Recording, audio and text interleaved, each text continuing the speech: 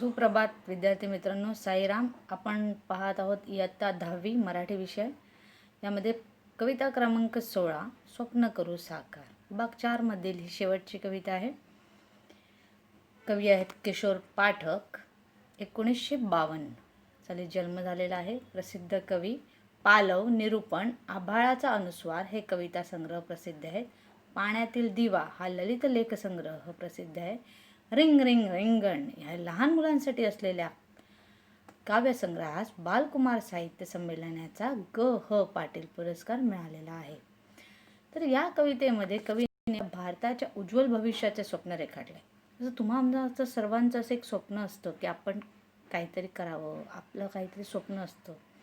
त्याच पद्धतीने या देशात राहणाऱ्या प्रत्येक भारतीयाचं देखील एक स्वप्न असतं. तो म्हणजे आपला भारत देश सर्व देशांमध्ये प्रगतीपथावर असावा. ते उत्तरोत्तर भारत देशाची नेहमी प्रगती व्हावी, आधुनिकतेकडे वळावा, यासाठी भारतातला प्रत्येक नागरिक झटत असतो. आणि तुम्हाला माहिती आहे, भारत देशामध्ये सर्वात अधिक कोण आहेत तर शेतकरी. कारण भारत हा एक कृषीप्रधान देश आहे आणि या देशात अधिकांश शेतकरी दिवस रात्र आपल्या शेतात कष्ट करत असतात, मेहनत करत असतात. अधिकाधिक उत्पादन कसं मिळेल यासाठी सतत प्रयत्न करत असतो. हा शेतकरी आपल्या शेतात राबत असतो. थंडी, ऊन, वारा, पाऊस यामध्येही तो आपल्या शेतात कष्ट करून आपल्यासारख्या सर्व भारतीय बांधवांचे पोट कसं भरेल आणि आपल्या देशाची प्रगती कशी होईल यासाठी प्रयत्नात असतो. ही आहे कृषी संस्कृती. त्याचबरोबर श्रमप्रतिष्ठा. औद्योगिक क्रांतीनंतर भारतामध्ये औद्योगिक क्रांतीनंतर उद्योगधंद्यात मोठी क्रांती झाली.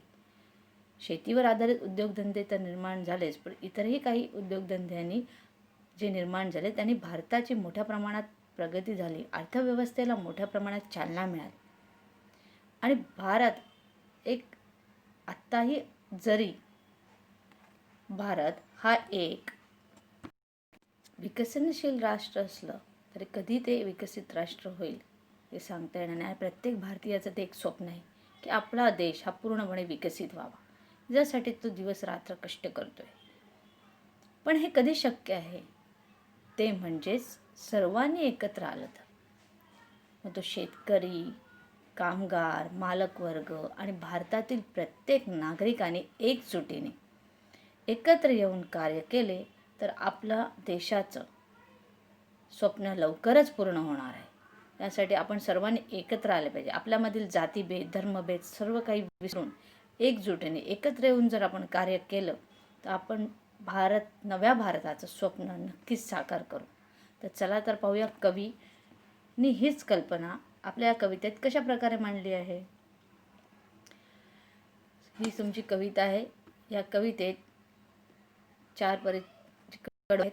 आपण कविता एकदा गाऊया, नंतर पूर्णपणे एका कडव्याचं आपण स्पष्टीकरण पाहूया.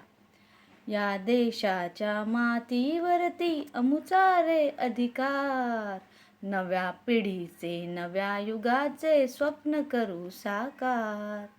या देशाच्या मातीवरती अमुचा रे अधिकार, नव्या पिढीचे नव्या युगाचे स्वप्न करू साकार.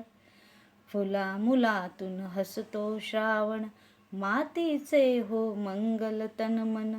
फुला मुलातून हसतो श्रावण, मातीचे हो मंगल तन मन. चैतन्याचे फिरे सुदर्शन, चैतन्याचे फिरे सुदर्शन. शेतामधुनी पिकवू मोती, धन हे अपरंपार. शेतामधुनी पिकवू मोती, धन हे अपरंपार. नव्या पिढीचे नव्या युगाचे स्वप्न करू साकार. या हातानी यंत्र डोलते, श्रमशक्तीचे मंत्र बोलते, उद्योगाचे चक्र चालते. या हातानी यंत्र डोलते, श्रमशक्तीचे मंत्र बोलते, उद्योगाचे चक्र चालते. आभाळावर उत्क्रांतीचा घुमूया ललकार. आभाळावर उत्क्रांतीचा घुमूया ललकार.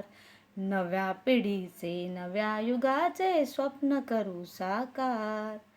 हजार आम्ही एकी बळकट, हजार आम्ही एकी बळकट, सर्वांचे हो एकच मनगट, सर्वांचे हो एकच मनगट, शक्तीची ही झडते नौबत. घराघरातून जन्म घेतसे तेज नवा अवतार, घराघरातून तेज घेतसे एक नवा अवतार. या विश्वाची विभव संपदा, या विश्वाची विभव संपदा, जपवू वाढू आम्ही लाखदा.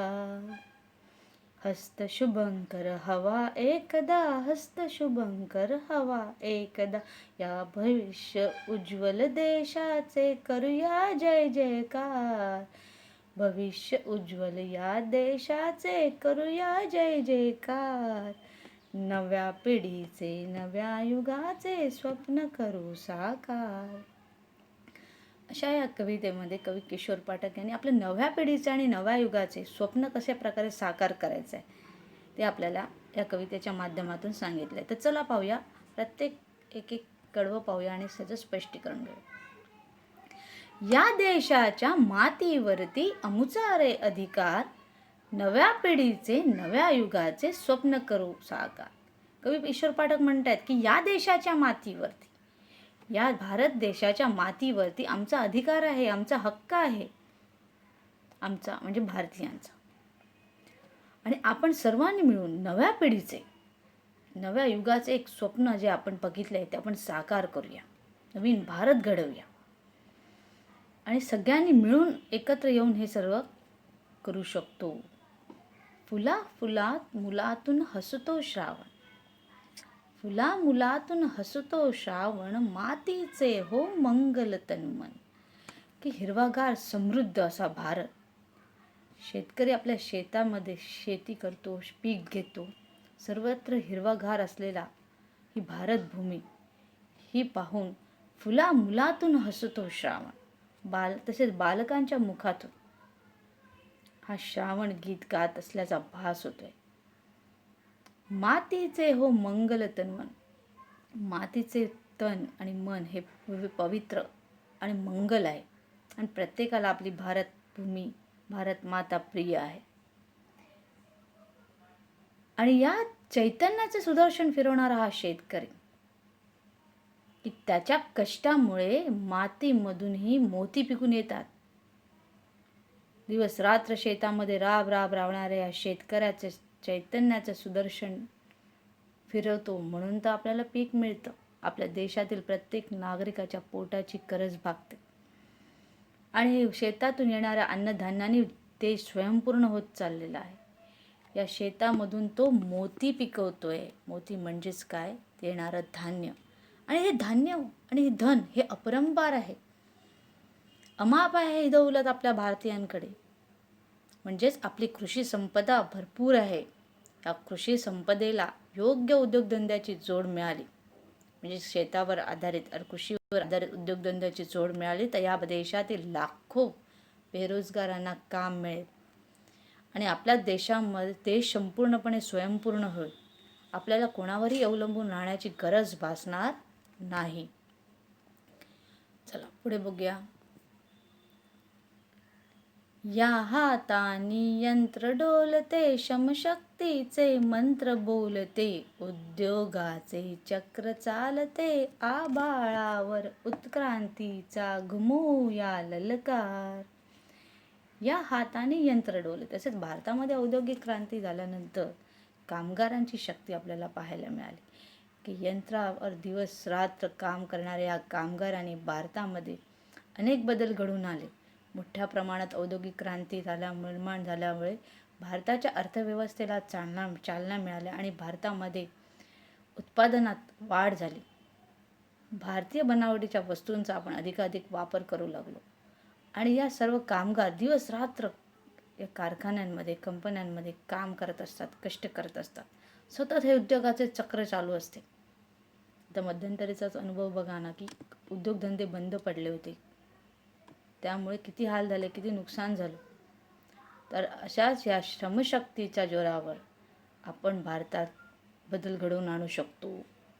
कारण या कामगारांच्या हातात जी ताकद आहे, दिवस रात्र तो कष्ट करतोय, यंत्रांच्या जोरावर आपल्याला नवीन उत्पादन घडवून आणतोय. शेतमालावर प्रक्रिया करणारे उत्पादन आहेत किंवा इतर वस्तूपासून मिळणाऱ्या उत्पादनामुळे आज भारत स्वयंपूर्ण झालेला आहे आणि त्यातून आपले उद्योगधंदे उत्पादनं वाढलेले, मोठ्या प्रमाणात अर्थव्यवस्था ही बळकट झाली आहे. ते म्हणजे या औद्योगिक क्रांतीमुळे, या कामगारांच्या मेहनतीमुळे. या हाताने यंत्र डोलते की हे हात जे कामगारांचे हात आहेत त्यांनीच ते यंत्र चालते. या श्रमशक्तीची, श्रम करणाऱ्या कष्टकरी कामगारांच्या, आपण 2 दिवस कवितेत बघितले की कशा प्रकारे तो दिवस रात्र कष्ट करत असतो. दिवस रात्र त्याच्या या मेहनतीमुळे ह्या मशीन्स चालू असतात. हे उद्योगाचं चक्र सुरू असतं आणि उत्क्रांती जी चालू आहे या कणामुळे झाले. आभाळावर म्हणजे आकाशापर्यंत, दूरवरपर्यंत आपल्या संपूर्ण जगामध्ये आपण तयार केलेल्या वस्तू आज जात आहेत. या आभाळावर या उत्क्रांतीचा घुमवूया ललकार. आपण निर्माण केलेल्या वस्तू आज जगामध्ये जात आहेत, लोक खरेदी करत आहेत आणि म्हणूनच या उत्क्रांतीमुळे आपला आवाज, भारतीयांचा आवाज सर्वत्र बुलंद होत आहे, घुमत आहे. हजार आम्ही एकी बळकट, सर्वांचे हो एकच मनगट, शक्तीची ही घडते नौबत, घराघरातून जन्म घेतसे तेज नवा अवतार. आम्ही भारतीय, भारतामध्ये विविधता आहे. विविधता असली तरी भारतामध्ये एकता आहे. हे भारताचे महत्त्व आहे की युनिटी इन डायव्हर्सिटी. म्हणजेच की भारतामध्ये अनेक जाती धर्माचे लोक एकत्र आहेत, पण तरीही आम्ही एक होऊन कार्य करतो. आमच्यामध्ये एकी आहे. ही एकी आपण कायम टिकवायची. कितीही संकट आली, कितीही लोक आपल्याला तोडण्यासाठी आली, तरी आपण आपल्यातली एकी मोडू द्यायची नाही. किंवा आपण एकत्र होऊ आणि काम करू.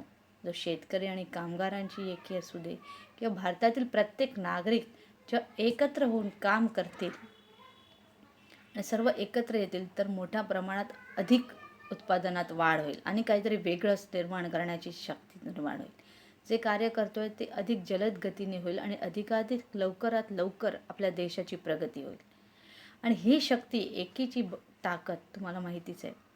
एकत्र येऊन केलेली ही ताकद अशी आहे की आपल्याला कुणीही मागे ढकलू शकत नाही. म्हणून आपण जातीभेद, धर्मभेद, कोणत्याही प्रकारचा असा भेदभाव न करता सर्वांनी एकत्र व्हायला पाहिजे. आणि हे एकीमुळे आपण बळकट होणार आहोत. आपल्याला कोणी हरवू शकणार नाही. जगामध्ये भारत एक महासत्ता म्हणून निर्माण होईल. हजार आम्ही एकी बळकट. आमच्यात एकता बळकट असली पाहिजे, एकी बळकट असली पाहिजे. सर्वांच्या ह्या मनगटामध्ये तशी ताकद आली पाहिजे. आणि मोठा असं झालं तर या शक्तीची नौबत चढते. नौबत म्हणजे मोठ्या प्रमाणात वाजणारा डंका अख्ख्या जगभर पसरेल. घराघरातून जन्म घेत असे तेज नवा अवतार, की प्रत्येक घरातून एक नवा अवतार जन्माला येईल. म्हणून आपण आपल्यातले मतभेद विसरून आपण एकत्र होऊन काम करायचे, तरच आपण आपल्या नव्या भारताचे स्वप्न साकार करू शकू. या विश्वाची विभव संपदा जपो वाढू आम्ही लाखदा. या विश्वाची विभव संपदा, मोठ्या प्रमाणात ही संपत्ती जी आहे तिची आम्ही जपणूक करू आणि वाढवू. फक्त जपणूक करणार नाही तर वाढवू. कोण वाढवणार आहेत बरं या विश्वाची संपदा? मोठ्या प्रमाणात असलेली संपत्ती, धन दौलत ही कोण वाढवणार आहे? तर आम्ही भारतीय, भारताच्या विविध क्षेत्रात काम करणारे व्यक्ती, तो साधा शेतकरी असेल, कामगार असेल, डॉक्टर असेल, इंजिनियर असेल, सैनिक असेल, प्रत्येक नागरिक हे कर्तव्य आहे की आपल्या देशाच्या संपत्तीचे रक्षण करायचे, त्यांना जपायचे आणि ते वाढवण्यासाठी प्रयत्न करायचे.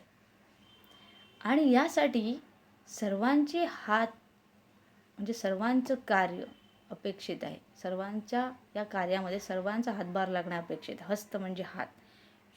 असे हात हवे शुभंकर, की सर्वांच्या शुभंकर हाताची गरज आहे, की सर्वांनी एकत्र मिळून आले तरच या देशाची जे स्वप्न पाहिलेलं आहे भविष्य, उज्ज्वल भविष्याचं, ते स्वप्न साकार होणार आहे. आणि या उज्ज्वल भविष्याच्या स्वप्नासाठी आपण सर्वांनी एकत्र आले पाहिजे. आपण या देशाची संपदा जपली पाहिजे, ती वाढवण्यासाठी प्रयत्न केले पाहिजेत. किती वेळा? लाखदा, एकदा दोनदा नाही, अनेक वेळा, लाखदा आपण त्यासाठी प्रयत्न केले पाहिजे. सर्वांनी एकत्र येऊन सर्वांनी एकत्र येऊन आपण या देशाची संपत्तीचे रक्षण केले पाहिजे आणि ती वाढवण्यासाठी प्रयत्न केला पाहिजे. शब्दार्थ लिहून घ्या. ललकारणे, पुकारणे, नौबत, डंका, नगारा, त्याचबरोबर संपत्ती, ऐश्वर्य, भाग्यसंपत्ती. ललकारणे, पुकारणे, नौबत, डंका किंवा मोठा नगारा, विभव म्हणजे ऐश्वर्य आणि भाग्यसंपत्ती, भाग्य किंवा संपत्ती. त्यानंतरचा प्रश्न आहे बघा, कवितेत व्यक्त होणारे मूल्य. आणि ही महत्त्वाची आहेत कारण प्रस्तावनेत देखील विचारतात. कृषी संपत्ती आणि श्रमप्रतिष्ठा जपणे हे एक मूल्य आहे. या कवितेत व्यक्त होणारे मूल्य म्हणजे कृषी संपत्ती आणि श्रमप्रतिष्ठा जपणे, एकजुटीचे बळ दाखवणे, श्रावण यांच्यामधून हसतो, फुले आणि मुले. असं आहे कवितेतली ओळख आहे. फुला मुलातून हसतो श्रावण. तुम्ही उत्तरात 2 चौकटी आहेत म्हणून फुले आणि मुले असं लिहायचं. त्यानंतरचा प्रश्न आहे, हातातील यंत्र. उत्क्रांतीचा ललकार घुमवणारे घटक हा आपला प्रश्न आहे. आणि 3 घटक आहेत. उत्क्रांतीचा ललकार घुमवणारे घटक: 1. हातातील यंत्र, श्रमशक्तीचे मंत्र आणि उद्योगाचे चक्र. त्यानंतरचा प्रश्न आहे, देशाचे भविष्य उज्ज्वल करण्यासाठी आवश्यक गोष्टी: शुभंकर हात आणि एकजूट. देशाचे भविष्य उज्ज्वल करण्यासाठी आवश्यक गोष्टी: श्रमशक्ती, शुभंकर हात आणि एकजूट. त्यानंतर आहे की अशा प्रकारे चौकटी पूर्ण करण्यासाठी प्रश्न असतील आणि त्यानंतर त्याची उत्तर तुम्हाला एका शब्दात लिहायचे आहे. तर बघा, अधिकार आहे तो देशाच्या मातीवर, मातीचे मंगलमय व्हावे तन्मन, याचा ललकार घुमवूया उत्क्रांतीचा. नौबत याची झडते आहे शक्तीची, घराघरातून जन्म घेणारा तेजाचा नवा अवतार, वैभव संपदा याची विश्वाची, हात असा हवा शुभंकर. अशा प्रकारे आपल्याला कवितेवर आधारित अशा प्रकारचे प्रश्न सोडवायचे आहेत. कवितेवर असलेले जे काही असाइनमेंट आहे ती तुम्हाला खाली दिलेली असेल, ते सोडवा. आज आपण इथेच थांबतोय. पुन्हा भेटूया पुढील भागात. आपल्या शेवटच्या पाठाकडे वळूया आपण.